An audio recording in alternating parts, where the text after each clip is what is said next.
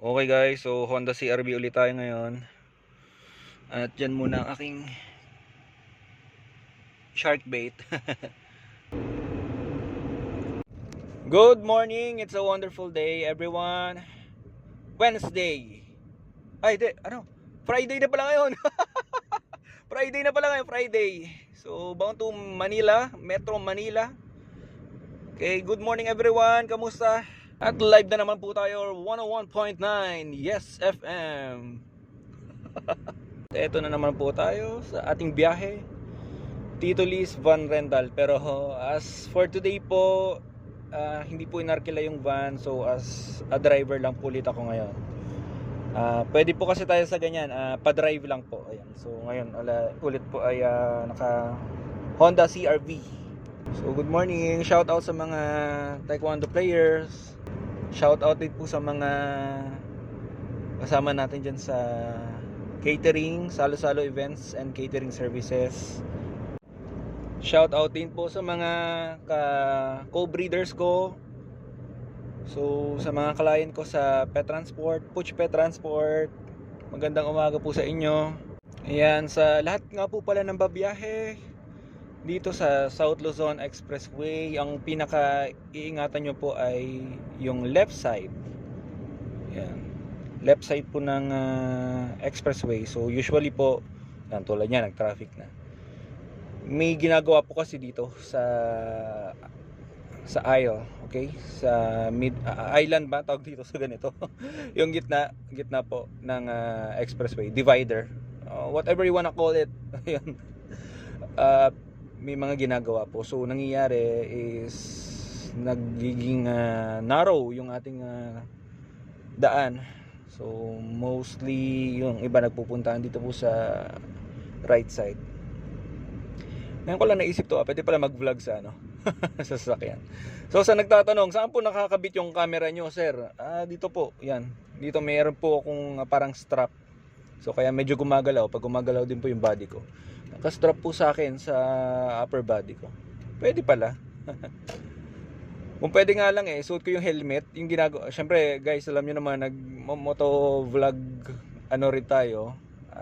Yung helmet po natin, sa helmet doon nakakabit yung action cam. So hindi naman ako makapag helmet dito sa loob ng sasakyan. Mukha akong noon. Tapos may action cam, no? Mukha akong racer, no? Kung gagawin ko yon. At ayan na, nagme-merge na nga. South Luzon Expressway. Anong oras na? Okay. Ano ba ngayon? 10:20 AM. Today is Friday. So mas matraffic po mamaya yung southbound. Ayan, yung going south, kaya southbound. Ito po tayo northbound, going north. Mamaya expect nyo mas matraffic na po yung southbound dahil marami nag-uuwian from work, dahil weekends bukas, Saturday, Sunday. Ayan. At ang yun, dinadrive po natin ngayon is Honda CR-V automatic transmission. Sarap. Relax lang. Kasi po yung personal na sasakyan ko is manual. So gamit po lahat, pati left na paa. Then syempre kumakambyo ka, you choose your gears depending on kung anong speed. Ganun po kapag manual. So ngayon pag automatic lang, gas and brake ka lang. May cambio rin naman po to. So ang cambio po kapag automatic is park, reverse, neutral, drive, and second gear and first gear. So merong option po na first gear, second gear. So saan ginagamit yung first gear tsaka second gear? Kapag paahon kayo, mga ma'am sir, so para hindi mag-shift yung transmission ng sasakyan, so kayo ikakambyo na siya. Lagay nyo sa 1 para stuck lang siya. Stuck lang siya sa 1, sa first gear. Sa 2 para stuck lang siya sa second gear. So mostly kapag super steep, sobrang pataas po, ayan, lagay nyo sa 1 kung punuan kayo. Then yung iba nagpapatay pa ng aircon for additional power. Opo, totoo po yun, may additional power din kapag nag-off ka ng aircon. Kasi syempre, pag AC, ginagamit yung AC nyo, may electronics din, additional supply. So kapag in-off nyo, ay di mas concentrated po sa sa takbo ng sasakyan. So yun, ito na tayo. Ano na ba to? San Pedro. Part na yata to ng San Pedro. Binyan, San Pedro, ganyan po. So yan, dito nagka-traffic. 10:22. Target time ko po doon is 11:15 AM at Manila. As in Manila po mismo. So marami pong nako-confuse din kapag sinabing Manila. Ano ba Manila? Manila, Quezon City, Manila po ba ito? Pasay, Manila po, o ang Parañaque, Pasay. Ang Manila po, tulad ngayon na pupuntahan ko is Manila City, mismong Manila. So ang Manila City ay nasa loob po ng Metro Manila. Ano pa po yung mga nasa loob ng Metro Manila? Pasay, Parañaque, Las Piñas, Muntinlupa, Quezon City, Taguig. Ayan po yung mga syudad po sa loob ng Metro Manila. Ayun. May mga nagko-comment din po or tatanong sa akin, nag-i-inquire sa Petransport page ko. Sir, magkano po Batangas to Pampanga, for example? And kadalasang reply ko is, saan po sa Batangas? Saan po sa Pampanga? Ito po ba ay Batangas City? Then kung sa Pampanga, ito po ba ay for example San Fernando, Pampanga? Kasi po ang tanong po nila is Malawakan, so province. Batangas, Batangas province. Pampanga, Pampanga province. Ayun po. Ang Pampanga, binubuo po siya ng maraming municipalities, city, meron din po dyan, as well as Batangas province. So may Batangas City, Lipa City, ano pa yung mga municipality. Ang alam ko is Malvar, Municipality of Malvar. Ano pa yung Taysan, example lang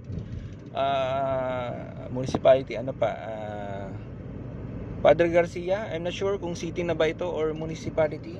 So ayan po, mahirap po magpresyo kung lalawigan po yung tanong nyo. Ayan, medyo malawak po. Mas gusto natin accurate. Pwede ko naman presyohan na, for example, pinakamalayo. Paano kung malapit lang pala yung pupuntahan nyo? Sino nalugi? Syempre yung kliyente. So mas maganda accurate po. Kaya po nagtatanong ng ganun. So mas maganda yung client din natin, ayan, specific po yung tanong. For example, sir, may papabiyahe po ako, transport. For example, one golden retriever going to Laguna, San Pablo City, Laguna. Saan po pick up, sir? Ang pick up po dito po sa Dasmariñas City, Cavite. O yun. So mas accurate po natin mabibigyan ng presyo. Meron din po tayong aside from 4 wheels, pwede rin po tayo mag-transport via motorcycle. So kung medyo tight yung budget, ayun, pwede rin po sa 4 wheels. Pero hindi ko po sinasuggest gamitin for pet transport kung let's say sobrang layo. Kawawa naman yung yung pet nyo, 'di ba? Or umuulan, 'di ba? Or tirik ang araw. Ayan. Kaya mas maganda pa rin sa 4 wheels. Though okay lang naman ng motorcycle kung ayan, sabi ko nga short distance. Uy, grabe, ito delikado to dito, guys. Ivana, bakit ka nandyan? Delikado yan. Risky yan sa mga natin mga taga-maneho, lalo na yung mga truck driver natin diyan, mga titos. Ayan. Iba na, medyo delikado yan. Pwede ka naman magsuot ng ng one piece. Ay, joke lang. One piece na pala yun, one piece. Ayun. So, yan, mabalik tayo. Ito, yung slow pace lang tayo ngayon. Batakbo natin, 70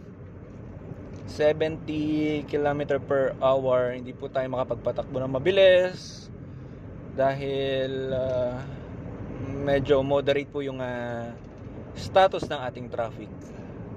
Ayun. So pag sinabing traffic, ayan, ito pa, isa pang confusion. Boss, traffic doon sa pupuntahan mo. Okay. Kung traffic, ito po yung tawag dito, status po ng takbo, ng flow ng driving, ng traffic dito sa highway. So sa traffic, meron po tayong moderate, meron po tayong heavy. So kapag heavy, ayan na po yung hindi sinabi natin bumper to bumper, konti lang yung galaw. So ito kahit papaano, yung status ng traffic natin okay naman, tama lang naman. Ayan, usually ganito naman po dito sa part ng San Pedro to Alabang, ayan, Binyan. Then after nito, ayan, medyo bumibilis na po ang status ng traffic. Ayan, nakita ko na Skyway, entry to Skyway. Mag-Skyway po tayo for smoother traffic, para mas chill po tayo, chill. May nagtatanong magkano po sir ang toll gate ngayon sa Skyway. So from Santo Tomas exit going to Buendia, ayan, Buendia or yan dyan sa Pasay, 311 peso. Class 1 po. Wow! Sana all nakakapag-motor. Grabe. Miss ko na mag-motor guys. Miss ko na mag-motor talaga. Iba rin yung pag nagmo-motor, yung adrenaline. Miss ko na i-drive yung motor ko. Yan, Skyway entry. Wow, scooter na expressway legal. So okay din yan for long drive, chill. Ayun guys, yung demand sa atin. Chill pag long drive. Shout out sa Erindites Kitchenette. At may mga paluto ngayong Christmas season, holidays. Ayan, PM lang po kayo kapag medyo tinatamad kayo. Pwede naman po kayo sa Erindites Kitchenette. Meron po tayong mga bilao packages. Ayan, naka-warmers, at nakatawag dito yung food pan. Ayan po. Sa salo-salo events, ayan po ngayong Christmas holidays, kapag kailangan nyo tables, chairs, tents, buffet table, food warmers, backdrops, dinnerwares, yan, meron po tayo nyan. Ayan, ito na tayo, SLEX Elevated Extension. So usually they call this one stage 3.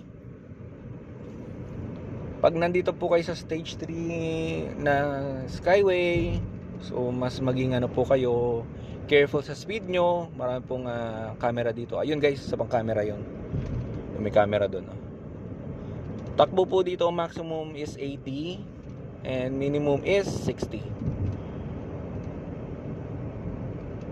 Ayun, may isa pa, may camera pa ulit doon. So yan guys, pag gusto nyo maging aware sa camera, tingin kayo dito. Nandito halos sa mga camera. Dito sa may poste dito. Ayun dito na tayo. Alabang na to guys. So nasa baba po natin is Metropolis Alabang. Metropolis Alabang, yung Star Mall. Okay. Yan, sa left side is Landmark. Uy. Ito guys, yung orange CRV din siya. Pero yung dala ko po is mas bago po diyan. CRV. 80 lang po. 80 lang yung maximum speed. Ay, kamusta kayo after toll gate? Sana naman ay maganda yung flow ng traffic. Recently po, ayan, lagi after toll gate, nako, grabe ang traffic. Parang hindi ka nag-skyway. So ayun guys, salamat sa mga nanood ng ating chismisan for today. At ito, bound to Manila nga tayo. Dito ko na siguro ikakat itong video. Okay. So shoutout ulit sa Salo-Salo Events and Catering Services, Puch Pet Transport, Erindites Kitchenette, and YMCA Eagles Taekwondo. So Coach Lee nga po pala. Sa mga magpapatraining po dyan, punta lang po kayo sa YMCA. Yun, meron po kami class Wednesday, Friday at Sunday meron po tayo. And also add ko na rin, meron po rin akong available na personal training. Ino-offer ko rin po yan sa mga gusto po ng tutok po yung training talaga. So home service pwede rin po tayo dyan, basta kaya po ng schedule ko. Ayan po. So ayan, signing off. Ayan, Dante Lee Villegas. Bye bye.